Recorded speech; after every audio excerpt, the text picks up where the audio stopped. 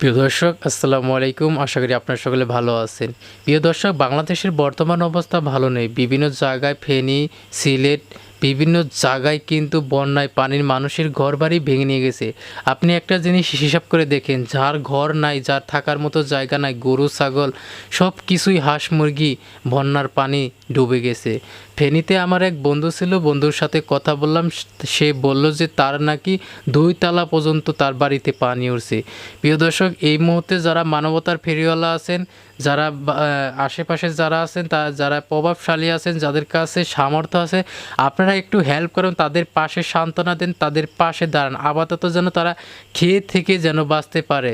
প্রিয় দর্শক, আমাদের এই ছোট্ট একটা বাংলাদেশে কত জায়গায় কত মানুষ মারা যাইতেছে কত কারণে, একটার পর একটা ঘটনা ঘটতেই আছে। কিছুদিন আগে সরকারের একটা নিয়ে ঝামেলা হলো, শিক্ষার্থীদের নিয়ে কত মানুষ মারা গেল।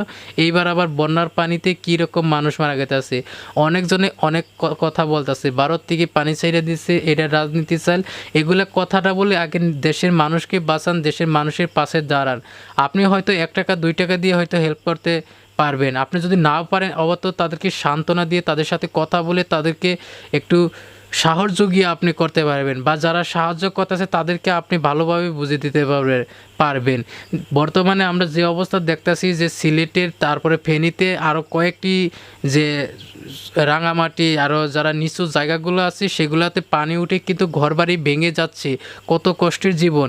কিছু কিছু ভিডিও আমরা ফেসবুকে, ইউটিউবে দেখতেছি, এগুলো ভিডিও দেখলে নিজেরই কষ্ট হয় যে এখন যদি ওই অবস্থায় আমি থাকতাম আমার কেমন লাগতো। আমার ঘরবাড়ি যদি ভেসে যাইতো, যে আমার থাকার মতো জায়গা নাই, গরু ছাগল যা ছিল ঘরের ভিতর, ঘর যদি ডুবে পানি হয়ে যায়, তাহলে দেখবেন আপনার কেমন লাগে। যদি আপনার ঘরটাই পানির নিচে থাকে তাহলে আপনার কেমন লাগবে, তাহলে আপনি কোথায় যাবেন। প্রিয় দর্শক, এই মুহূর্তে আপনারা যারা যেখান থেকে যেমন করে পারেন, যেইভাবে পারেন, অবশ্যই তাদের পাশে দাঁড়ান, তাদেরকে হেল্প করার চেষ্টা করেন। আর যদি আপনি নাও পারেন, যারা হেল্প করতেছে তাদেরকে সাহায্য করেন, তাদেরকে অনুপ্রেরণা দেন, তাদের জন্য দোয়া করেন। আপনি যেভাবেই পারেন না কেন তাদেরকে পাশে দাঁড়ান। মানুষ মানুষের জন্য। আপনি বেঁচে হয়তো কয়দিন থাকবেন, আমরা পৃথিবীতে কেউ নির্দিষ্টভাবে বেঁচে থাকবো না। ক্ষণিকের মতো এই পৃথিবীতে আমরা জীবনযাপন করব। হয়তো একদিন আমরা হঠাৎ করে আগে পরে সবাই এই দুনিয়া ছেড়ে চলে যাব, কিন্তু যারা আগে পরে আসবে তারা কি অবস্থা হবে সেটা আমাদের একটা বিষয় আমাদের ভাবতে হবে।